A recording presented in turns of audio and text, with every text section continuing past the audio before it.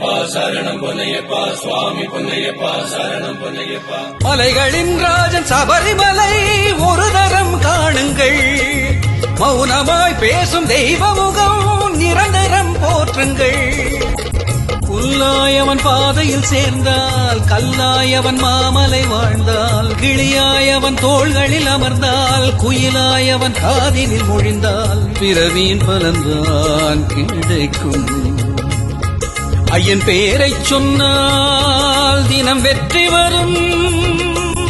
ஐயப்பா சுவாமி ஐயப்பா, எனக்கு சகலமும் நீயப்பா. ஐயப்பா சரணம் ஐயப்பா.